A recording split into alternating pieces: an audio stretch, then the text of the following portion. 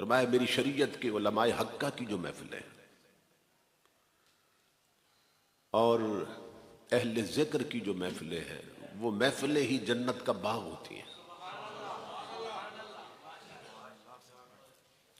इस हदीस रसूल के मुताबिक इस वक्त हम जन्नत के बाग में हैं। हदीस पाक का मफाद ये है कि अगर ये मजलिस किसी जंगल में कायम कर दी जाती तो उसे भी जन्नत के बाग में तब्दील कर देती।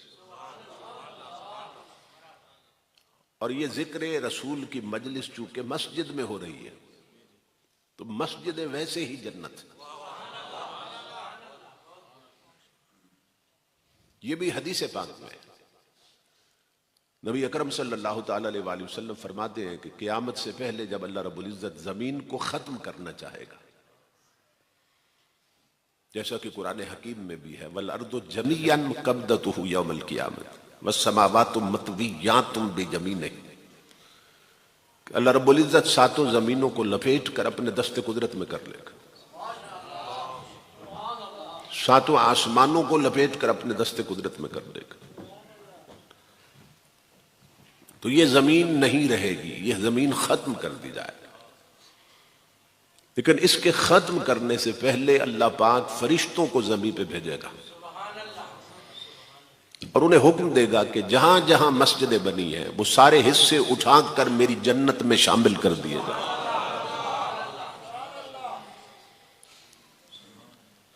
तो मस्जिदें जन्नत का हिस्सा बनने वाली है। ये जो मस्जिदों के टुकड़े हैं, जमीन के टुकड़े जिनको हम मस्जिद कहते हैं, हदीस रसूल के मुताबिक ये कल जन्नत में शामिल होने वाले हैं, जन्नत का हिस्सा बनने वाले। इसलिए बुजुर्ग कहते हैं कि जो लोग घर छोड़ के, दुकान छोड़ के, अपना कारोबार छोड़ के इस जन्नत में नहीं आते वो पुल सिरात से गुजर कर उस जन्नत में भी नहीं जा सकेंगे। एक बिल्कुल सीधी सी बात है। इस पैगाम को खुद भी याद रखें और आगे दोस्तों तक पहुंचाएं। अगर उस जन्नत में जाना चाहते हो तो इस जन्नत में आने की आदत बनाओ। जो इस जन्नत में नहीं आते वो उस जन्नत में भी नहीं जा सके। इमाम अल अंबिया फरमाते हैं वो मजलिस, वो जगह जन्नत का बाग है जहां अल्लाह और उसके हबीब का जिक्र हो रहा है। तो ये 15वीं सदी है, फितनों का दौर है। हम जैसे गुनाहगार लोग जिस मजलिस में फकत जिक्र रसूल कर ले वो जगह जन्नत का बाग बन जाती है। हम जैसे गुनाहगार लोग 15वीं सदी में जिस मजलिस में सिर्फ जिक्र रसूल कर ले वो जन्नत का बाग बन जाती है। तो अबू बकर, उमर, उस्मान, अली, तलहा और जुबैर और असहाबे रसूल की उन महफिलों का मुकाम क्या होगा जहां सिर्फ जिक्र रसूल नहीं खुद रसूल भी होते थे।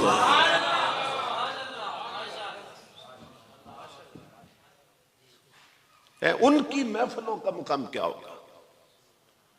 सहाबा किराम की अजमतों को कोई पा सकता है?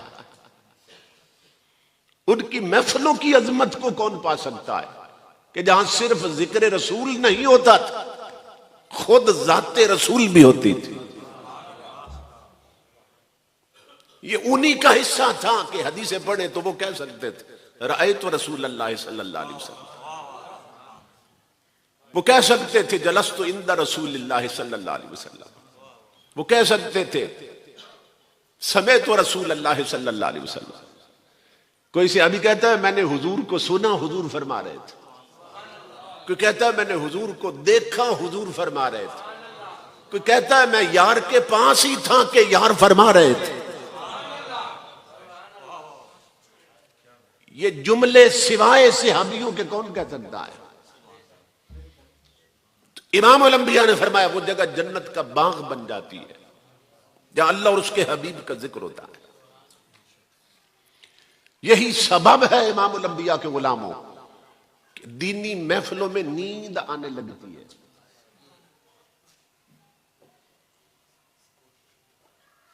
गाने बाजे की महफिल हो ना, उसमें किसी को नींद नहीं आती। जहां नाचने वालियां हो, जहां गाने गाने वालियां हो, जहां गवैये और नचैये हो वहां किसी को नींद आती है? नहीं आती।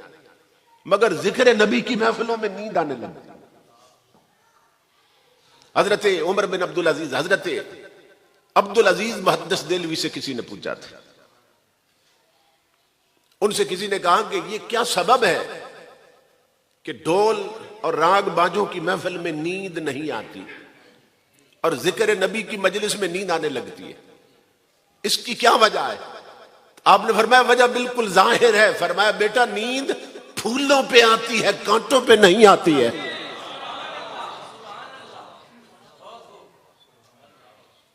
फरमाया नींद फूलों पे आती है, कांटों पे नहीं आती। जो राग बाजे ढोल डमकों की महफिल में है वो कांटों पे है, जो जिक्र रसूल की मजलिस में है वो फूलों पे है। मगर ये कांटे और फूल उस दिन नजर आ जाएंगे जिस दिन ये आंख बंद हो रही होगी और ये आंख खुल रही होगी, उस दिन नजर आएगा। इन महफिलों की हाजिरी को छोटी हाजिरी न समझा करें। हजरत शेख शहाबुद्दीन सोहरवर्दी बयान करते हैं, एक शख्स जद्दा शरीफ में समुद्र के किनारे एक मस्जिद थी, उसके कोने में 12 साल तक एतिकाफ में रहा। 12 साल एतिकाफ किया उसने, इबादत करता रहा। वो बंदा खुद बयान करता है कि मैं अपने कोने में बैठा था, 12 साल गुजर गए थे कि उसी मस्जिद के दूसरे कोने में चंद बंदे आए और उन्होंने जिक्र मुस्तफा शुरू कर दिया सल्लल्लाहु ताला अलैहि वसल्लम। वो कहता है मेरी पेशानी पे बल पड़ गए, मैं परेशान हुआ। किस से? जिक्र नबी से। कि मैं इबादत में लगा था, मैं मेडिटेट कर रहा था, मुस्तगरिक था, मुराकबे में था, इन्होंने ये क्या शोर मचा दिया। अब इससे उसके अकीदे की खराबी मालूम हो रही है कि वो जिक्र नबी को शोर समझता था। तो कहता है मैं परेशान था, इन्होंने क्या शोर मचा दिया मस्जिद में। मैं अकेला था, वो 7-8 बंदे थे, मैं उन्हें रोक भी नहीं सकता था। हुजूर के गुलामों को कौन रोक सकता है? हर दौर में इनकी अक्सरियत रही है, कौन रोक सकता है? तो इमाम अल अंबिया के गुलामों को कहता है अब मंजर अजीब बना, मैं अपने कोने में बैठ के जलता रहा और वो अपने कोने में जिक्र नबी करके मचलते रहे। ये अपने अपने नसीब की बात है, इसी जिक्र से कोई जल जाता है, कोई मचल जाता है। तो वो कहता है मैं अपने कोने में जलता रहा, वो जिक्र नबी करके मचलते रहे। चंद घड़ियां वो जिक्र रसूल करके चले गए। वो कहता है अल्लाह की इज्जत की कसम लोगों, जब मैं अपने कोने में सो गया तो मैंने ख्वाब देखा, जिस कोने में 12 साल में रब रब करता रहा था, इबादत करता रहा था, वो कोना खाली पड़ा था। और जिस कोने में चंद घड़ियां जिक्र रसूल हुआ था, वहां अल्लाह के नबी खुद तशरीफ लाए बैठे थे।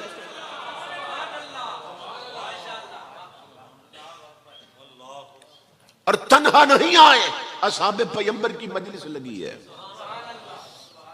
और अंबिया और मुरसलीन के बाद जो सबसे अफजल हस्ती है कौन? सैयदना सिद्दीक अकबर रज़ी अल्लाह ताला। वो खड़े होकर हुजूर का जिक्र कर रहे हैं और उनकी हर बात पर हुजूर झूम रहे हैं। और इमामुल अंबिया झूम झूम के फरमा रहे हैं वहक ज़हक वहक ज़हक, ओ अबू बकर जब बोलते हो हक बोलते हो। वो कहता है मैंने ख्वाब में कोशिश की कि उठकर ना हुजूर की मजलिस में शरीक हो जाऊं, मगर मुझे जमीन ने पकड़ लिया कि अब कहां जाता है। जब जिक्र नबी की जागती मजलिस में नहीं गया, अब ख्वाब में कैसे जा सकता है। कहता है जमीन ने पकड़ लिया, मैं जा तो नहीं सका, लेकिन उस दिन से मेरा अकीदा बदल गया और उस दिन से मैं सुन्नी मुसलमान बन गया। और मुझे बात समझ आ गई, अकीदा खराब हो तो 12 साल का एतिकाफ भी मरदूद होता है। और सही अकीदे के साथ अगर जिक्र रसूल कर लिया जाए तो कभी कभी कमली वाले खुद तशरीफ ले आते हैं।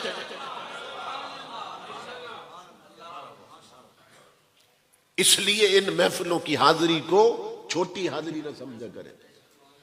ये बड़े करम के हैं फैसले, ये बड़े नसीब की बात। मैंने जो अल्फाज तिलावत किए नबी अकरम सल्लल्लाहु ताला अलैहि वसल्लम का जो मीलाद पाक है ना, इसके दो पहलू हैं, दो एस्पेक्ट्स हैं। एक पहलू का ताल्लुक है वाक़या मीलाद और जश्न मीलाद के साथ, और दूसरे पहलू का ताल्लुक है फलसफा मीलाद और मकसद मीलाद के साथ। नबी अकरम सल्लल्लाहु ताला अलैहि वसल्लम इस दुनिया में कैसे तशरीफ लाए, किस हुस्न के साथ तशरीफ लाए, किन जलवों के साथ तशरीफ लाए, किस पाकीज़गी और तहारत के साथ तशरीफ लाए, अगर इन सवालों का जवाब दिया जाए तो हुजूर का मीलाद बयान हो जाता है। और क्यों तशरीफ लाए इस दुनिया में, तशरीफ आवरी का मकसद क्या था, फलसफा और हिकमत क्या है इमामुल अंबिया के तशरीफ लाने में। अगर इन सवालों का जवाब दिया जाए तो हुजूर की सीरत बयान हो जाती है। तो हुजूर के साथ ताल्लुक तब पक्का बनता है कि जब ताजदारे कायनात का जश्न मनाया जाए और सीरत अपनाई जाए। ये ज़हन में रखिए।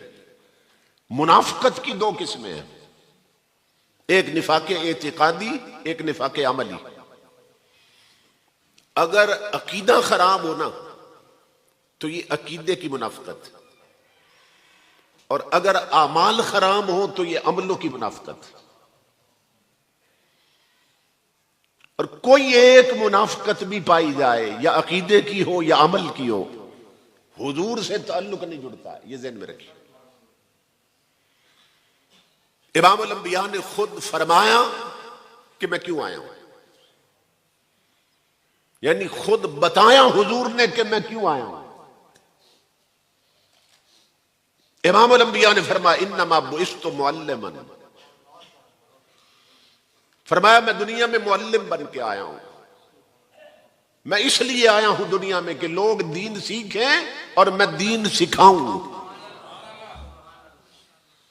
हुजूर इस दुनिया में क्यों आए, दीन सिखाने के लिए। और हम सारे क्यों आए, दीन सीखने के लिए। क्योंकि जब पैगंबर की बेसत का मकसद है दीन सिखाना, तो फिर हमारी तखलीक का मकसद क्या हुआ, दीन सीखना। इमामुल अंबिया का पहला मुतालबा ही उम्मत से यह था कि दीन सीखना।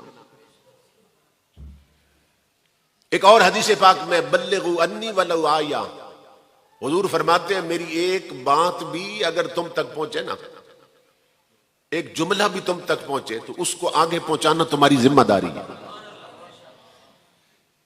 फरमाया मेरी एक एक बात के मुबल्लिग बन जाओ, मेरी एक एक बात की तबलीग करो आगे। और इस पर हुजूर ने कसम खाई थी। इमामुल अंबिया ने फरमाया वल्लज़ी नफ्सी बियदी, उस जात की इज्जत की कसम जिसके कब्जे में मेरी जान है, लतामुरुन्ना बिल मारूफ व लतनहवुन्ना बिल मुनकर। इमामुल अंबिया ने फरमाया जरूर बिजरूर मेरी उम्मतियों तुम्हें दीन की तबलीग करनी होगी। ये हुजूर फरमा रहे हैं जरूर बिजरूर तुम्हें दीन की तबलीग करनी होगी, नेकी का हुक्म देना होगा और बुराई से रोकना होगा। आगे हुजूर फरमा रहे अगर तुमने ऐसा ना किया तो अल्लाह रब्बुल इज्जत ऐसे अजाब में जकड़ देगा तुम्हें कि तुम दुआएं मांगोगे मगर दुआएं कबूल नहीं होगी। इस तरह पकड़े जाओगे अजाब में अगर तुमने दीन की तबलीग छोड़ दी, इस तरह अजाब में पकड़े जाओगे। आज हमारे घरों में हुजूर के दीन की तबलीग ही खत्म हो गई। और हुजूर फरमाते हैं कि जब तबलीग छोड़ दोगे तो फिर ऐसे अजाब में पकड़े जाओगे कि तुम्हारी दुआएं ही अल्लाह कबूल नहीं करेगा। और एक और हदीस पाक में नेक लोग जब दुआ मांगेंगे ना कि मौला माशरे पे रहम कर दे, हालत बड़ी खराब हो गई है, मौला करम कर दे, अल्लाह रब्बुल इज्जत पैगाम भेजेगा अपने लिए मांग,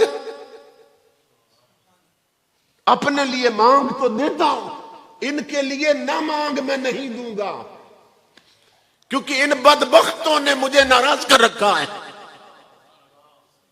यह हदीस पाक उदोनी लिनफ्सिक, अपने लिए मांग। अल्लाह फरमाता है हम कहते हैं ना हमारे अंदर नेक लोग मौजूद हैं, वली भी मौजूद है, हर दौर में मौजूद रहते हैं।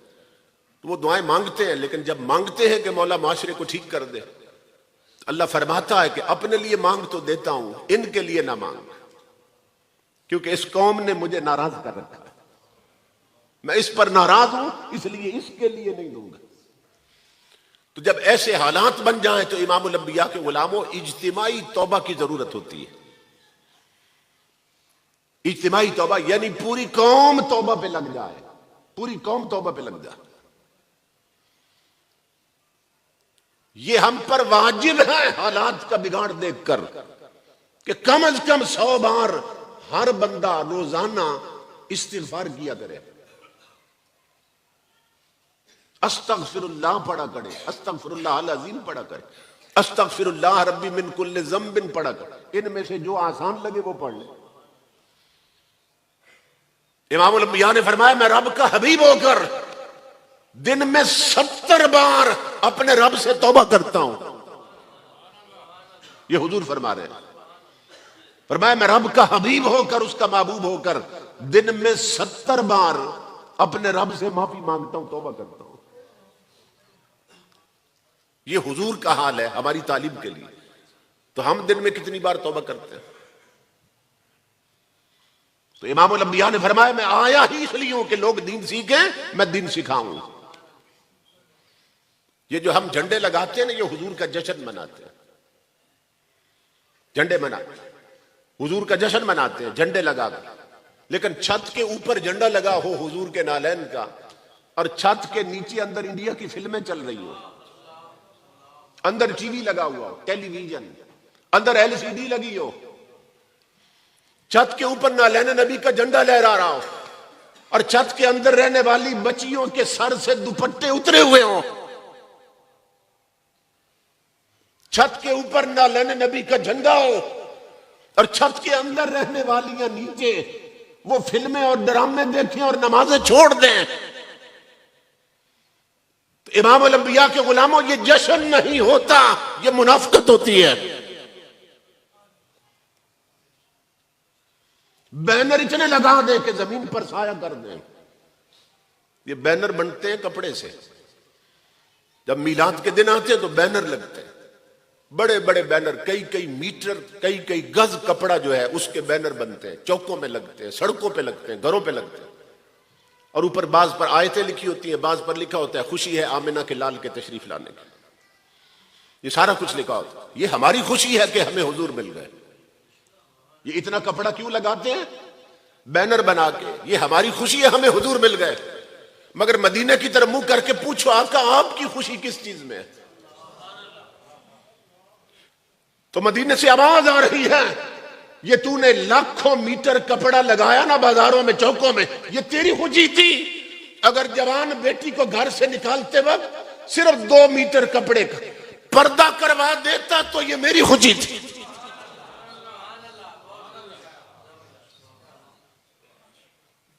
समझ रहे हैं कि हजारों मीटर कपड़ा बाजार में लगा दिया, तेरी खुशी थी। अगर थोड़ा सा कपड़ा बेटी को पर्दा करवा देता और शरीयत का लिबास पहनवा देता तो ये मेरी खुशी थी। आज बहु बेटियों के सरों से दुपट्टे उतर गए। आज बाजार भी जाती है तो मेकअप करके जाती है और बेपर्दा निकलती है। और इमामुल अंबिया फरमाते हैं, जो औरत बेपर्दा घर से निकलती है, लअनल्लाहु नाज़िरा वल मंजूरा इलैहि, जो निकली उस पर भी लानत, पलट के आने तक उस पर लानत होती है। और जिसने उसे घूरा, उन घूरने वालों पर भी लानत। एक बेपर्दा औरत जा रही है और मेकअप करके निकली हुई है, टांगे वाले ने उसे घूरा, रक्षे वाले ने घूरा, मोटरसाइकिल वाले ने घूरा, पैदल चलने वाले ने उसे को घूरा, जिस दुकानदार से उसने सौदा लिया वो भी घूर के देखता रहा उसको। तो जितने लोगों ने नजरें बद डाली ना उस पर, सब लानती हुए उस एक की वजह से। तो जितनी लानतें सबको दी गई वो इकट्ठी उस एक पर डाली गई। हमारे घरों में बरकत क्यों नहीं? नहुसत क्यों है? रिज्क में बरकत क्यों नहीं? इसलिए कि हमारी औरतें बेपर्दा निकलती हैं और जब घर पलट के आती हैं तो खुदा की लानतों के पलंदे उठा लाती हैं। तो जिस घर में लानती औरत हो उस घर में बरकत कहां से आए, रहमत कहां से आए? एक तो बेपर्दगी, इस पर किसी ने तवज्जो नहीं दी, ये रिवाज बन चुका है। बाज कहते हैं कि हमारे खानदान में पर्दे का रिवाज ही नहीं है। रिवाज की बात नहीं है, पर्दे का ताल्लुक रिवाज के साथ नहीं है, पर्दे का ताल्लुक तेरे दीन के साथ, तेरे कलमे के साथ है, तेरी तालीम के साथ पर्दे का ताल्लुक।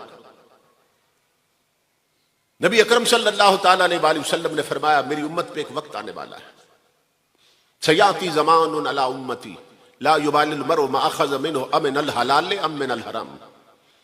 मेरी उम्मत पे एक वक्त आने वाला है कि होंगे मेरे उम्मती, कलमा मेरा पढ़ेंगे, मगर उन्हें परवाह ही नहीं होगी हलाल कर रहे हैं कि हराम कर रहे हैं। हलाल और हराम की तमीज खत्म हो जाएगी, परवाह ही नहीं होगी किसी। और आज देख ले, दूध बेचने वाला पानी डाल रहा है, उसको परवाह है कि हलाल से हराम कर रहा हूं। तराजू में तोलने वाला डंडी मार रहा है, उसको हया है कि मैं हराम कम कर रहा हूं। मिलावट वाला माल बेचा जा रहा है, उन्हें एहसास है कि हम हराम कर रहे हैं। भाई भाई की जमीन दबाए बैठा है, उसको एहसास है कि मैं हराम कर रहा हूं।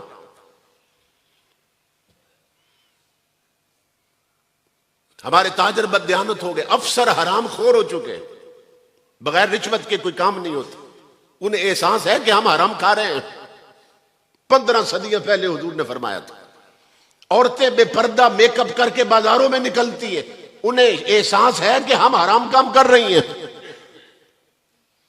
टाइट लिबास पहनती हैं, पतले कपड़े पहनती हैं, आधा लिबास पहनती हैं कि बाजू नंगे होते हैं और बाकी जिस्म पे कपड़ा है, गर्दन और सीना यहां से नंगा है, ऊपर का हिस्सा, और बाकी जिस्म पे कपड़ा है। ये चाक इतने ऊंचे किए कि पेट और नेफे नजर आते हैं औरतों के। ये शलवारें पजामों में बदल गई और पजामे इतने ऊंचे किए कि पिंडलियां नजर आती हैं। उन्हें एहसास है कि हमने हराम लिबास पहन रखा है। जवान लड़कों और लड़कियों ने टच मोबाइलों में इंडिया की फिल्मों के क्लिप भरे हैं, रात दिन आंखों की जिना में मुब्तला रहते हैं। उन्हें एहसास है कि हम हराम काम कर रहे हैं। इमामुल अंबिया ने फरमाया, मेरी उम्मत पर वक्त आने वाला है, करेंगे हराम मगर परवाह ही नहीं होगी हलाल कर रहे हैं कि हराम कर रहे हैं। ताजदार अंबिया के गुलाम हुज़ूर अलैहिस्सलातु वस्सलाम फरमाते हैं कि अगर किसी बंदे ने एक सूट पहना हो और वो सूट 10 टाकियों से बना हो, यानी 10 टुकड़े जोड़कर ना वो लिबास बनाया गया हो 10 टाकियों से, 9 टाकियां उसके खून पसीने की हलाल कमाई से बनी हो, 1 टाकी हराम से लगी हो, इमामुल अंबिया फरमाते हैं उसकी जिंदगी भर के सजदे मरदूद होते हैं।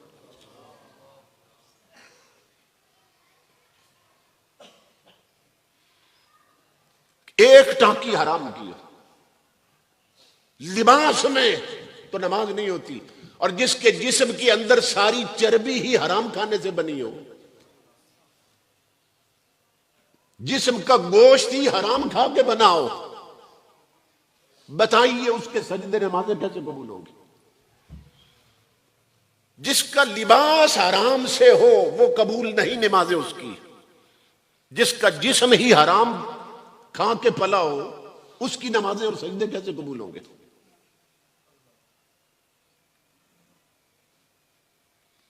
जब लोग हलाल खाते थे तो हाल ये था, और ये दूर का वाकया नहीं है, अभी पाकिस्तान बनने से पहले की बात है। हजरत शाह सिराजुल हक चिश्ती साबरी एक बुजुर्ग गुजरे, क्या नाम था? शाह सिराजुल हक चिश्ती साबरी रहमतुल्लाह ताला। ये महकमा माल में ऑफिसर थे, अंग्रेज का दौर था, अंग्रेजों की हुकूमत। तो ये ऑफिसर थे महकमा माल में, ना खुद हराम खाते थे ना नीचे वालों को खाने देते थे। तो जो अफसर दयानतदार हो ना, नीचे क्लर्क और नीचे का तबका उससे बड़ा परेशान होता है कि ये ना खुद हराम खाता है ना हमें खाने देता है, तो या तो इसकी ट्रांसफर हो जाए, तब्दीली हो जाए इसकी, और या ये मर जाए ताकि हमें खाने का मौका मिले। तो वो अल्लाह रब्बुल इज्जत के नेक बंदे थे, रिज़्क़ के हलाल का एहतिमाम करते थे और बड़ी तवज्जो रखते थे इस पर।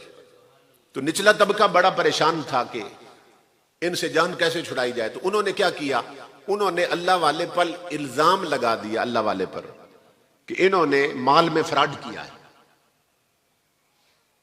इन्होंने माल खुर्द बुर्द किया है। अदालत में केस चला उनके खिलाफ। जो जज था वो अंग्रेज था, वकील भी अंग्रेज थे और हिंदू। तो अदालत से ना बुलावा आ गया हजरत शाह सिराजुल हक चिश्ती साबरी को कि अदालत में पेश हो और अपनी सफाई पर कोई गवाही पेश करें कि आप पर इल्जाम लगा है कि आपने माल खाया है। तो उस दौर में, अब तो मोटरसाइकिल है ना या कारें हैं, उस दौर में लोग खच्चरों पर, ऊंटों पर और घोड़ों घोड़ियों पर सवारी करते थे। तो आप अपनी घोड़ी पर सवार होके गए थे, अदालत के बाहर अपना जानवर बांध के ना घोड़ी को, अदालत के अंदर पहुंचे तो जब बुलावा आया तो उसने कहा कि सिराजुल हक चिश्ती आप हैं? आपने फरमाया मैं हूं। तो अंग्रेज जज कहने लगा कि तुम पर इल्जाम लगा है कि तूने हराम माल खाया है और फ्रॉड किया माल में, अब अपनी सफाई में गवाह पेश करो। हजरत शाह सिराजुल हक चिश्ती फरमाने लगे, सुनना गौर से, आप फरमाने लगे मैं अपनी गवाही खुद दूं या मेरी गवाही मेरी घोड़ी पेश करे? मैं अपनी सफाई खुद दूं या मेरी सफाई मेरी घोड़ी पेश करे? वो जो वकील खड़े थे हंसने लग गए, ये बाबा पागल तो नहीं, मजाक कर रहा है। अदालत में आकर कभी घोड़ियां भी सफाई देती है? अंग्रेज जज ने कहा इसका चेहरा झूठों वाला नहीं लगता है। उसने कहा आज तक बंदों को देखा सफाई पेश करते हुए, आज देखते हैं घोड़ी सफाई कैसे देती है। उसने कहा चलो ठीक है, अपनी घोड़ी से सफाई दिलवाओ। आपने फरमाया मुझे इजाजत दो, मैं घोड़ी को अदालत में ले आऊं। अदालत में घोड़ी को ले आए। उसने कहा आप घोड़ी तो बोल नहीं सकती, कैसे सफाई देगी? आपने फरमाया यहां से एक बंदा भेजो, बाहर जाए खेतों में और मालिक की इजाजत के बगैर चारा काट के ले आए, घास ले आए। मालिक से इजाजत ना ले और चारा काट लाए। उन्होंने एक बंदा भेजा, वो जो जमीन आई सामने उसने वहां से काट ली और गठड़ी सी बना कर ले आए। आपने फरमाया मेरी घोड़ी के आगे डालो। जब घोड़ी के आगे चारा डाला ना तो घोड़ी ने नफरत से मुंह फेर लिया। उन्होंने बड़ी कोशिश की, इधर उधर रखा, जब इधर मुंह करे रखे, घोड़ी मुंह फेर ले। वो जो वकील खड़े थे, हिंदू वकील, अंग्रेज वकील, उन्होंने कहा ये बाबा फ्रॉड कर रहा है, ये तुझे धोखा दे रहा है, ये घोड़ी को ना घर से खिला पिला के लाया है। जब घोड़ी रजी हुई है, पंजाबी में समझा रहा हूं आपको, ये घोड़ी को रजा के लाया, घर से खिला पिला के लाया है।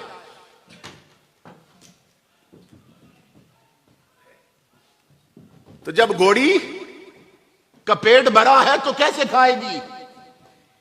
ये फ्रॉड कर रहा है। वो हलाल खाने वाला मोहम्मद अरबी का सच्चा गुलाम वो अदालत में अकेला खड़ा था, जलाल में आ गए। फरमाया जिसकी जमीन से चारा काटा है उस मालिक को बुला लाओ। उन्होंने बंदा भेजा और उस मालिक को बुला लाए।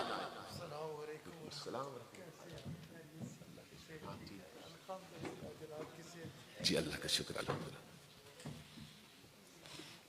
माशाअल्लाह हजरात, ये हमारी खुशबख्ती है तमाम हजरात की कि मुबल्लिग आलम इस्लाम, शेख तरीकत, यादगार असलाफ हजरत किबला पीर नकीबुर रहमान साहिब जीदा मजदूह मजलिस में जलवागर हुए, तशरीफ लाए। अल्लाह रब्बुल इज्जत इनका साया तादेर अहले इस्लाम के सरों पे कायम रखे। जो वकील थे उन्होंने कहा इस बाबे के धोखे में ना आना, ये घोड़ी को रजा के लाया है, खिला पिला के लाया। अब जब उसका पेट भरा है तो कैसे खाएगी? आपने फरमाया उसके मालिक को बुला लाओ, जिसका चारा काटा गया मालिक को बुलाना है। उसने कहा मुझे क्यों बुलाया? हजरत शाह सिराजुल हक चिश्ती फरमाने लगे तेरी इजाजत के बगैर तेरी जमीन से चारा काटा गया था, अब या इसके पैसे ले ले तो या मुझे माफ कर दे। उसने कहा थोड़ा सा चारा है, मैंने क्या पैसे लेने? उसने कहा मैंने माफ किया। जब मालिक ने कहा माफ किया तो घोड़ी घास खाने लग गई। अंग्रेज फिर बैठ ना सका सीट पर, उठ खड़ा हुआ और जिन्होंने इल्जाम लगाया था उन्हें कहने लगा जालिमो, और किस बंदे पर इल्जाम लगाया है? जिसकी घोड़ी हराम नहीं खाती उसका मालिक हराम कैसे खाएगा?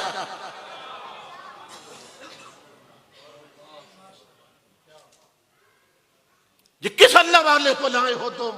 किस पर इल्जाम लगाया जालिमो? जिसकी घोड़ी हराम नहीं खाती उसका मालिक हराम कैसे खाएगा?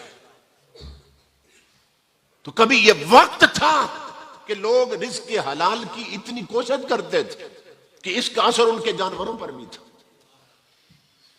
लेकिन आज सूरत हाल ये है, भाई भाई का गला काट रहा है, भाई भाई का दुश्मन बना हुआ है, दूध बेचने वाला पानी मिला रहा है, मिलावट वाला माल बेचा जा रहा है, ताजर बददियानत हो चुके, अफसर हराम खोर हो चुके और हमारे हुक्मरान रब रसूल के बागी बन चुके।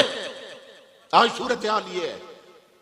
15 सदियां पहले इमामुल अंबिया फरमा रहे हैं मेरी उम्मत पे वक्त आने वाला है कि हलाल और हराम की तमीज खत्म हो जाएगी। आज देख लें घरों में तमीज रह गई है। हलाल और हराम की तमीज ही खत्म हो चुकी है। और निस्बत है हुजूर के साथ, निस्बत है ताजदार कायनात कि हम उम्मती हुजूर के।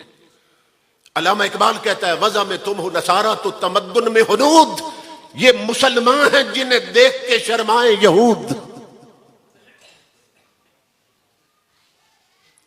एक काफिर था ना, हजरत बायजीद बिस्तामी से बड़ी मोहब्बत करता था काफिर, मगर हजरत बायजीद से बड़ी मोहब्बत करता था। तो मुसलमानों ने उसे घेर लिया। मुसलमान घेर कर कहने लगे कि जब इतनी मोहब्बत करता है हजरत बायजीद के साथ तो कलमा पढ़ के मुसलमान क्यों नहीं हो जाता? अब सुनना जो उसने जवाब दिया, वो सबके मुंह पर थप्पड़ था। उसने कहा मुसलमानों सुनो, बायजीद जैसा मुसलमान मैं बन नहीं सकता और तुम जैसा मुसलमान बनते हुए मुझे शर्म आती है।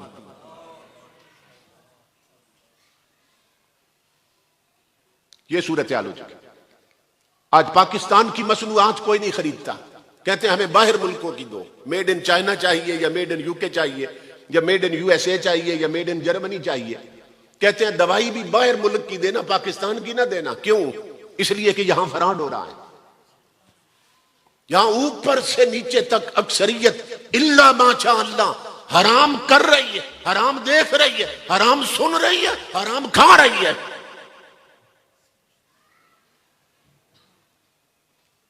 बहु बेटियों का लिबास देखो कहां तक जा पहुंची है।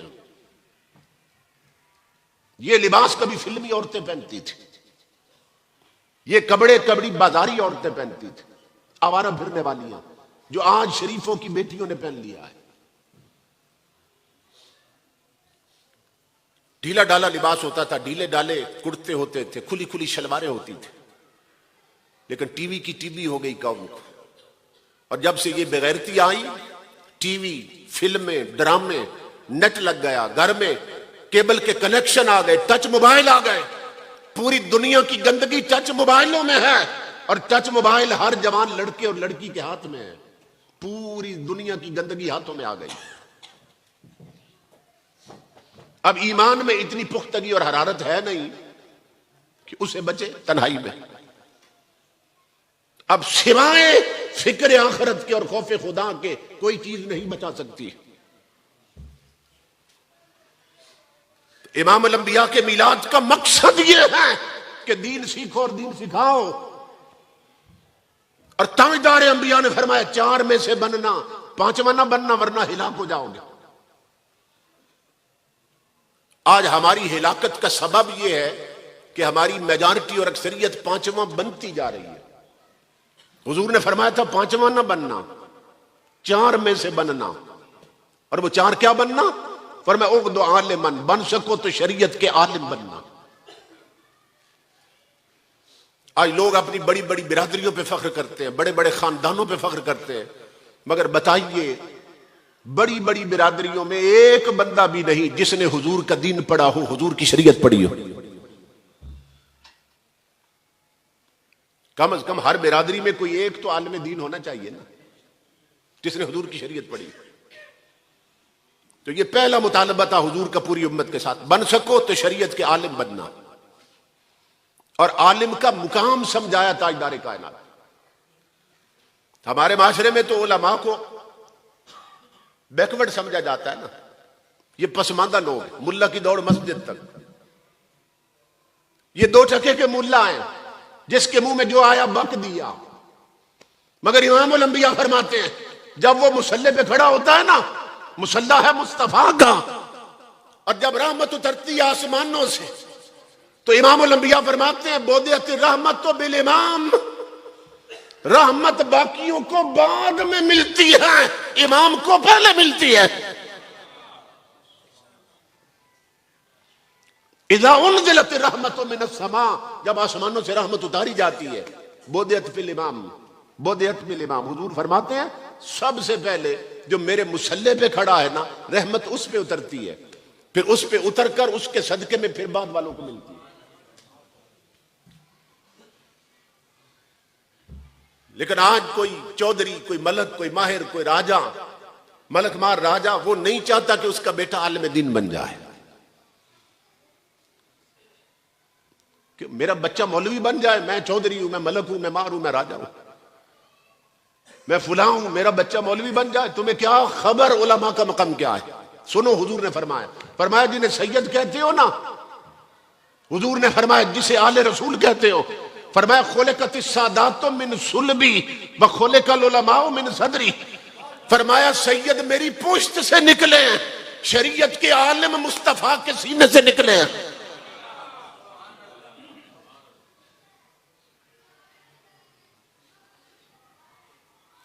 क्योंकि कोई आलिम रब्बानी उस वक्त तक आलिम रब्बानी नहीं बनता जब तक उसे हुजूर के सीने का फैज ना मिले। समझ रहे हैं? तो आका का पहला मुतालबा यह था बन सको तो शरीयत के आलिम बनना। औ मुताल्लिमन, दूसरा मुतालबा यह था अगर आलिम न बन सको तो किसी आलिम के कदमों में बैठने वाले तालिब इल्म बनना। फिर क्या बनना? तालिब इल्म बनना। हम कितने तालिब इल्म बने? हुजूर अलैहिस्सलातु वस्सलाम के इस इरशाद पर कितनों ने तवज्जो की? मेजॉरिटी बैठी है, अक्सरियत सब वुजू करके आए हैं, लेकिन किसी ने किसी आलिम दीन से पूछा है कि शरीयत के मुताबिक वुजू करने का तरीका क्या है?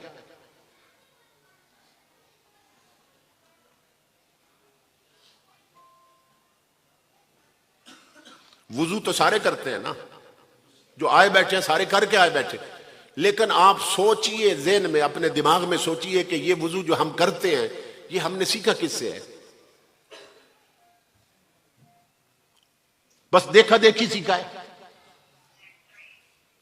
तो जिसको देखकर हमने सीखा, हो सकता है वो गलत कर रहा हो और उसकी गलती हम तक आ पहुंची हो। बहुत से लोग हैं पढ़े लिखे, ये भी नहीं जानते वुजू के बारे में कि चेहरे की लिमिट्स और हुदूद क्या है, चेहरे की हद क्या है, कितना चेहरा धोना जरूरी है। बड़े बड़े MA, MEd, BA, BEd, MSc, LLB, PhD ये नहीं जानते कि वजू में गर्दन का मसा करना है या गले का मसा करना है। हर घर में जहां औरत है, मर्द हो साथ औरत हो, जिस घर में औरत, दो चीजें जरूर हैं हर घर में, एक लिपस्टिक, एक नेल पॉलिश। हर घर में जहां औरतें हैं ना, दो चीजें जरूर हैं, एक सुर्खी जो होठों पे लगाती हैं औरतें, एक नेल पॉलिश जो नाखनों पे लगाती हैं। ये हर घर में मौजूद, मगर इनके बारे में शरीयत क्या कहती है ये किसी को मालूम नहीं। ये सुने, ये घर में जाके औरतों को बताएं मसले। ताजदार कायनात का दीन मस्जिदों से घरों तक पहुंचाना, ये मस्जिद में आने वालों की जिम्मेदारी है। ये बातें घर तक पहुंचाएं, उन्हें बताएं क्या कि जिस औरत ने नेल पॉलिश लगा रखी हो, उसका जिस्म नापाक हो जाए, उस पर गुस्ल वाजिब हो जाए, वो 1000 बार भी गुस्ल करे, उसका जिस्म पाक ही नहीं होता है। और कई ऐसे बैठे होंगे जवान कि जिनकी बेगमात ने साल हो गया नेल पॉलिश उतरने ही नहीं दी। 8 महीने शादी को हो गए, नेल पॉलिश उतरने ही नहीं दी। तो 8 महीनों में, साल में जिस्म नापाक हुआ 100 बार, और शरीयत नबी के मुताबिक गुस्ल नहीं हुआ एक बार भी। वो कितनी गंदी हो चुकी है, कितनी नापाक हो चुकी है। उन्हीं गंदे हाथों के साथ वो आटा गूंदती है और रोटियां पकाती है। और घर का एक ही बुजुर्ग है उसका ससुर, जो आजान सुन के मस्जिद जाता है। वो बेचारा बुजुर्ग जब इतने गंदे और नापाक हाथों की रोटी पकी खाता है, तो 40 साल जो नमाजों का नूर अंदर भरा था, हर शय बुझा बैठता है और हर शय गवा बैठता। दिल के फफोले जल उठे सीने के दाग से, इस घर को आग लग गई घर के चिराग से। ये आग घर घर लगी है ताजदार कायनात के गुलामों। और दूसरी चीज जो सुर्खी है, सुर्खी अंग्रेज बनाते हैं ना सुर्खियां, मेड इन चाइना हो, मेड इन जर्मनी हो, मेड इन यूएसए हो, मेड इन यूके हो। जितनी अंग्रेज सुर्खियां बना रहे हैं, वो लिखते हैं अपनी किताबों में, हर सुर्खी में खिनजीर की चर्बी डालते हैं। ये जो बहू बेटियों ने होठों पर सुर्खी लगा रखी होती है ना, और खरीदने जाती है तो कहती है हमें चाहिए ही बाहर की, हमें दूसरे मुल्क के देना, दूसरे मुल्क की देना। और गैर मुल्कों से मेकअप किट मंगवाती हैं और वो बयान करते हैं कंपनियों वाले कि हम हर सुर्खी में खिनजीर की चर्बी डालते हैं। और मैं यूरोप के दौरे पे गया तो बर्मिंघम से लेकर डंडी स्कॉटलैंड तक मैंने उनकी नेशनल कोच में सफर किया।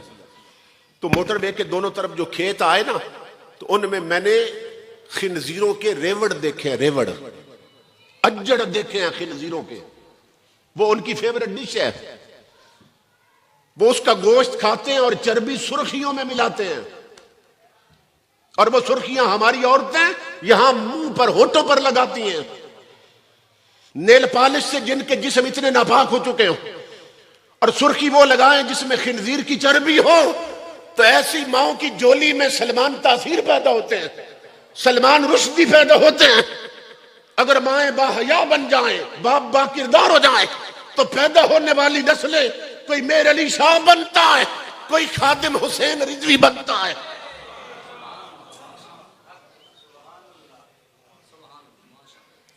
ये पाकीज़गी, ये तहारत माओं की तरफ से आती है, ये बाप की तरफ से आती है। घर का माहौल पाकीज़ा हो तो ताजदार कायनात की रहमतें उतरती हैं। तो हम किस रास्ते में चल रहे हैं? इमामुल अंबिया ने फरमाया मेरी उम्मत पर वक्त आने वाला है, इज़ा फसक फित्यानुकुम बतगा निसाउकुम, कि जब मेरी उम्मत के जवान फासिक हो जाएंगे और मेरी उम्मत की औरतें शरीयत की हर हद गुजर जाएंगी। हुजूर फरमा रहे हैं मेरी उम्मत पे वक्त आने वाला, औरतें शरीयत की हर हद तोड़ देंगी। हम उसी वक्त से गुजर रहे हैं। इसलिए मेरे भाइयों, मेरा ये पैगाम है तुझको संभलना तो है, अब वक्त संभल जा। घरों में दीन लाओ, बहु बेटियों के लिबास में दीन लाओ, बच्चों की तालीम में दीन लाओ, शादियों के रस्म और रिवाज में हुजूर का दीन लाओ। अपनी पेशानियों में सजदों का नूर भरो, बच्चों को मस्जिदों में आने का आदी बनाओ। वो कुछ सीखने के काबिल हो तो इंग्लिश मीडियम स्कूलों में बाद में भेजो, उनकी गुट्टी में नबी का कुरान पहले डालो। है तुझको संभलना तो अब वक्त संभल जा, ए बहरे अमीक अपने किनारों से उछल जा। गाफिल तुझे पाकर ले आए हैं फिर जाल, तू बाज है बुलबुल नहीं बुस्तान से निकल जा। बातिल से न डर, जंग के मैदान में उतर जा। रख हक पे नजर, माहो सुरैया से गुजर जा। कि तुझको हुसैन इब्ने अली ने यह वसीयत कि मरना है तो डर मौत से, जीना है तो मर जा। तकदीर इलाही के नविश्ते भी वही हैं, अल्लाह भी वही, उसके फरिश्ते भी वही हैं। उतरेंगे मलाइक तेरी इमदाद को अब भी, गर जाते खुदा से तेरे रिश्ते भी वही है। पुराने रिश्ते बहाल करो, पेशानियों में सजदों का नूर भरो, मस्जिदों में आने के आदी बनो। फजर के वक्त तिलावत कुरान ना भी कर सको तो वुजू करके कुरान को मिल लिया करो, सीने लगा लिया करो। जिस दर्जे में कुरान से ताल्लुक होगा, कुरान तुम्हारी झोली भर देगा। आप खुश नसीब है कि फाजिल बेरा शरीफ हजरत अल्लामा मोहम्मद अजहर मिनाज साहिब और दीगर कई खुतबा मुझे मिले, उलमा, उनकी क़यादत आपको नसीब है, बड़ी खुशबख्ती की बात है। और इस फिक्र में रहते हैं कि माशरे पर नबी अकरम सल्लल्लाहु अलैहि वसल्लम का दीन गालिब हो जाए। तो अल्लाह रब्बुल इज़्ज़त इन जवानों को सलामत रखे, इन उलमा को सलामत रखे कि जिनके सबब से पीर साहब की बिल्ला भी तशरीफ लाए और आपने ज़ियारत का शरफ पाया। अल्लाह सब का आना कबूल करे। वमा अलैना इल्लल बलाग।